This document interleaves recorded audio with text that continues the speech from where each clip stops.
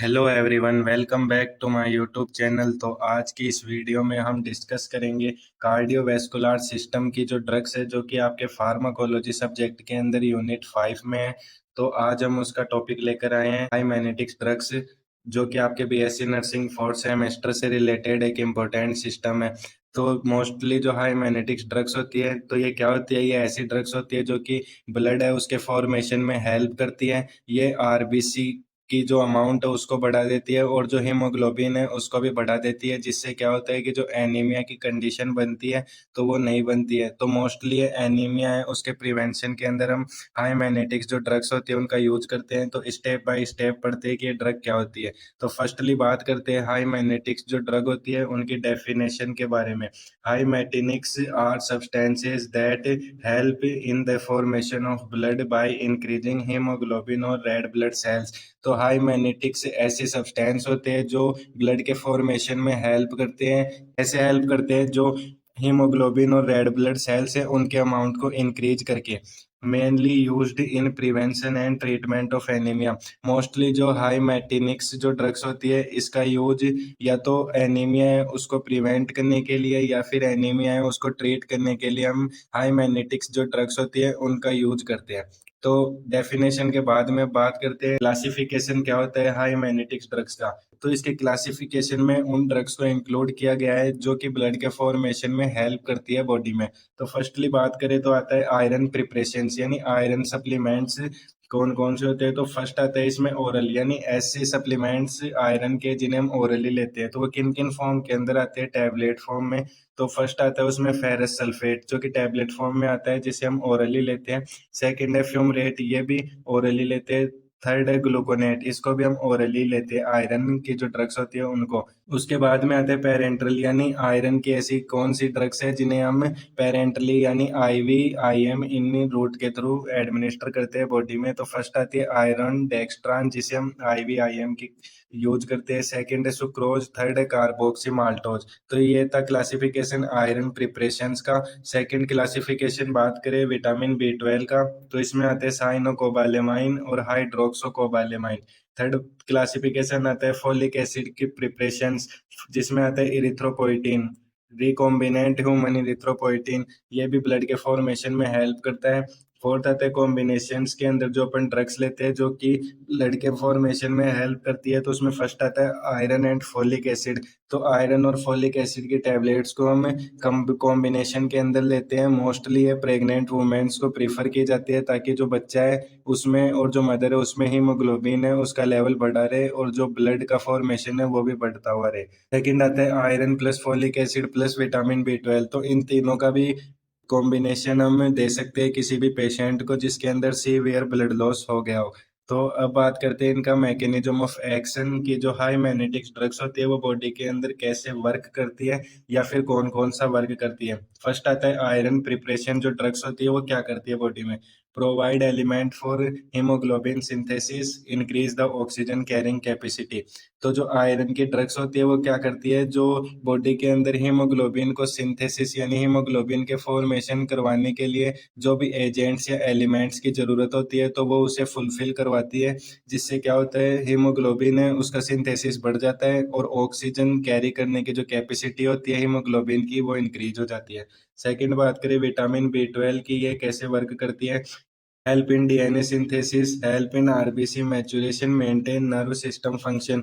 तो ये vitamin B 12 जो ड्रग्स होती है क्या करती है? बॉडी में जो डीएनए होता है उसको सिंथेसिस करने में हेल्प करती है। सेकंड है आरबीसी के मैच्योरेशन में भी हेल्प करती है और जो नर्व सिस्टम के जो फंक्शन होते हैं सेंसरी और मोटार उनको भी ये रेगुलेट करने में हेल्प करती है।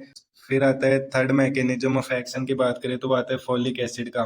प्रोवाइड को enzyme for nucleic acid synthesis, यानी ऐसे एंजाइम्स को प्रोवाइड करवाती है बॉडी में जो कि न्यूक्लिक एसिड के सिंथेसिस में हेल्प करते हैं। सेकंड है also help in cell division, folic acid है वो सेल डिवीजन में भी हेल्प करता है। और help in RBC maturation, RBC का मैच्योर होने में भी हेल्प करता है फोलिक एसिड। फोर्थ बात करें इरिथ्रोपोइटिन की, it stimulates bone marrow to increase RBC production.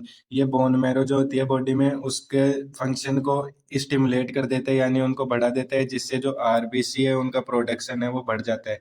Mechanism of action के बाद में बात करते हैं हम इंडिकेशंस की कि किन किन कंडीशन के अंदर हम हाई मेटेनिक्स जो ड्रग्स होते हैं उनका यूज करते हैं। फर्स्टली बात करें कि आयरन के जो ड्रग्स होते हैं उनका यूज किन किन कंडीशन में करते हैं, तो फर्स्ट आता है आयरन डेफिशिएंसी एनीमिया, मतलब ऐसा एनीमिया जिसके अंदर ब्लड सप्लाई तो कम होती है, साथ ही साथ आयरन है उसकी भी कमी देखने को मिलती है।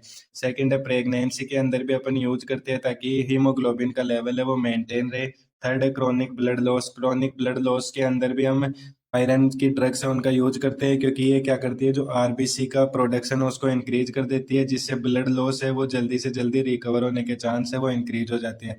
सेकंड बात करें हम विटामिन बी 12 के क्या यूज है, फर्स्ट है परनीसियस एनीमिया के अंदर हम इसका यूज करते हैं। परनीसियस एनीमिया में क्या होता है कि विटामिन बी 12 और बी 9 है उसकी डेफिशिएंसी हो जाती है, जिससे जो बॉडी है और जो बोन मैरो है वो प्रॉपर आरबीसी का मैचुरेशन है वो नहीं कर पाती। सेकंड है मेगेलोब्लास्टिक एनीमिया, इसमें भी विटामिन बी 12 और बी 9 की डेफिशिएंसी हो जाती है, जिससे आरबीसी है उनका मैचुरेशन नहीं हो पाता है।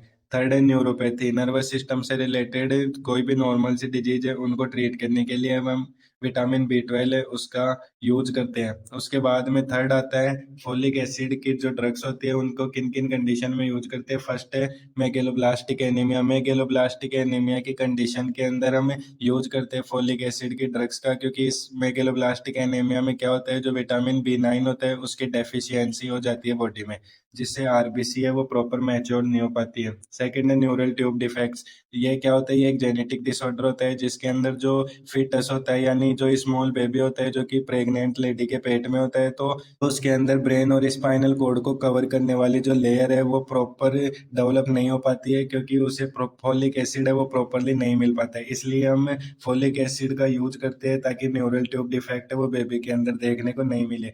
फोर्थ है इरिथ्रोपोइटिन का यूज करते हैं हम anaemia of chronic kidney disease, मतलब क्रोनिक किडनी डिजीज के दौरान अगर पेशेंट के अंदर सीवियर टाइप एनीमिया हो जाए तो उसे कम करने या उसे ट्रीट करने के लिए हम इरिथ्रोपोइटिन का यूज करते हैं। सेकंड है कीमोथेरेपी इंड्यूस्ड एनीमिया, कीमोथेरेपी से अगर एनीमिया की कंडीशन क्रिएट होती है तो उस कंडीशन में भी हम इरिथ्रोपोइटिन है उसका यूज करते हैं। कीमोथेरेपी में एनीमिया कैसे हो सकता है, क्योंकि जो कीमोथेरेपी होती है इसमें जो ट्यूमर सेल्स होती है उसको डिस्ट्रॉय किया जाता है, बट जो नॉर्मल सेल्स होती है उनके पास में तो वो भी डिस्ट्रॉय हो जाती है, जिससे एनीमिया होने के चांसेज है वो बढ़ जाते हैं। तो यूजेज के बाद में आते हैं साइड इफेक्ट्स हाई मेंटेनिक्स ड्रग्स के, कि कौन कौन से बैड इम्पैक्ट है वो बॉडी पे पड़ते हैं इन ड्रग्स के। फर्स्ट आता है आयरन प्रिपरेशन ड्रग्स में, तो आता है इसमें नोजिया, पेशेंट उसका जी घबराने की कंडीशन बढ़ जाती है। सेकंड है पेशेंट है वो वोमिटिंग करने लग जाता है। थर्ड है कॉन्स्टिपेशन, पेशेंट के अंदर कॉन्स्टिपेशन यानी कब्ज की समस्या भी देखने को मिल सकती है। फोर्थ है ब्लैक स्टूल, अगर ज़्यादा अमाउंट के अंदर आयरन के सप्लीमेंट्स हैं उनका यूज करते हैं तो उससे क्या होता है कि जो स्टूल है वो ब्लैक कलर का होना स्टार्ट हो जाता है। फिर एलर्जिक रिएक्शन, मतलब जो आयरन ड्रग्स होती है वो एलर्जी भी कॉज कर सकती है बॉडी के अंदर। सेकंड है विटामिन बी 12 के साइड इफेक्ट, तो रेयर साइड इफेक्ट होते हैं, यानी जो विटामिन बी 12 है इसके साइड इफेक्ट कम ही देखने को मिलते हैं, जिसमें आता है माइल्ड डायरिया, पेशेंट उसके अंदर डायरिया की कंडीशन देखने को मिल सकती है। सेकंड है हाइपोकैलेमिया, पेशेंट उसके अंदर पोटेशियम जो इलेक्ट्रोलाइट होता है उसकी कमी देखने को मिलती है। थर्ड साइड इफेक्ट की बात करें तो वो आता है फोलिक एसिड का। फोलिक एसिड के साइड इफेक्ट्स में क्या होता है, न्यूरोलॉजिकल डैमेज की कंडीशन देखने को मिलती है, यानी जो नर्वस सिस्टम से रिलेटेड यानी नर्वस सिस्टम के अंदर डैमेज या फिर नर्वस सिस्टम है वो डिसरप्ट हो जाता है अगर फोलिक एसिड की मात्रा या तो कम हो या फिर बढ़ जाए। फोर्थ आता है इरिथ्रोपोइटिन के साइड इफेक्ट, तो इसमें हमें हाइपरटेंशन की कंडीशन देखने को मिलती है, पेशेंट है उसका बीपी इंक्रीज देखने को मिलता है। सेकंड है हेड एक की कंडीशन भी देखने को मिलती है। थर्ड है थ्रोम्बोसिस, पेशेंट उसकी किसी आर्टरी या फिर उसकी वेन है उसके अंदर थ्रोम्बस का फॉर्मेशन भी देखने को मिलता है। थ्रोम्बस का मतलब होता है क्लॉट। साइड इफेक्ट के बाद में आता है नर्सिंग रेस्पॉन्सिबिलिटीज। नर्सिंग रेस्पॉन्सिबिलिटीज का मतलब होता है कि पेशेंट है उसको ड्रग देने से पहले और ड्रग देने के बाद में नर्स है उसकी क्या रेस्पॉन्सिबिलिटी होती है, तो नर्स ड्रग देने से पहले पेशेंट उसको असेस करती है, जिसमें वो क्या असेस करती है, फर्स्ट करती है check haemoglobin level, check haematocrit level, तो ये जो हीमोग्लोबिन और हीमेटोक्रिट के लेवल है इनको चेक करती है। सेकंड है administration, oral iron after meals, अगर कोई पेशेंट उसे ओरल आयरन सप्लीमेंट्स प्रेफर किए गए हैं तो नर्स है वो उन्हें खाना खाने के बाद में ही प्रेफर करेगी। सेकंड है जेट ट्रैक फॉर आईएम, अगर आईएम इंजेक्शन लगाना है आयरन की ड्रग्स का तो जेट ट्रैक मेथड है उसको फॉलो करके ही लगाना चाहिए। थर्ड है पेशेंट एजुकेशन, नर्स है वो पेशेंट को एजुकेट करेगी कि आपको आयरन रिच डाइट लेनी है, यानी ऐसी डाइट जिसके अंदर आयरन है उसकी मात्रा बढ़ी हुई हो। सेकंड है इन्फॉर्म अबाउट ब्लैक स्टूल्स, अगर पेशेंट है उसे ब्लैक स्टूल्स आते हैं तो उसको बारे में भी जो नर्स है वो उसे इन्फॉर्म करेगी कि कोई दिक्कत नहीं है, ये आयरन है उसकी वजह से ही हो रहा है। थर्ड है स्ट्रेस कॉम्प्लियंस, नर्स है वो पेशेंट को साइकोलॉजिकल सपोर्ट देगी ताकि उसे स्ट्रेस की कंडीशन है वो क्रिएट नहीं हो। फोर्थ है फॉलो अप टेस्ट, जो जो भी टेस्ट पेशेंट को बताए गए हैं उन सभी टेस्ट को वो फॉलो करवाएगी कि ये टेस्ट है, उन सभी को वो उसे फॉलो करना पड़ता है नर्स को। उसके बाद में आता है मॉनिटरिंग, नर्स है वो मॉनिटर करती है, क्या क्या मॉनिटर करती है, पेशेंट उसके अंदर कॉन्स्टिपेशन की कंडीशन तो नहीं है उसको मॉनिटर करती है। सेकंड है एलर्जिक रिएक्शन, पेशेंट उसके अंदर एलर्जिक रिएक्शन की कंडीशंस तो नहीं है। थर्ड है हाइपरटेंशन, पेशेंट उसकी बीपी तो कहीं इंक्रीज नहीं हो गई है इन ड्रग्स के यूज से। फोर्थ है टॉक्सिसिटी की पेशेंट वो इंक्रीज लेवल में तो जो ये ड्रग्स हैं इनका कंज्यूम नहीं कर रहा है, क्योंकि अगर टॉक्सिसिटी हो जाती है तो उससे बॉडी के अंदर काफ़ी सारे चेंजेस या साइड इफेक्ट देखने को मिलते हैं। तो आई होप ये था आज का हमारा टॉपिक, तो आई होप आप सभी को अच्छे से समझ में आया होगा। अगर आपको वीडियो हेल्पफुल लगती है तो वीडियो को लाइक शेयर और चैनल है उसको सब्सक्राइब करें। मिलते हैं नेक्स्ट वीडियो में एक और ट्रिक के साथ।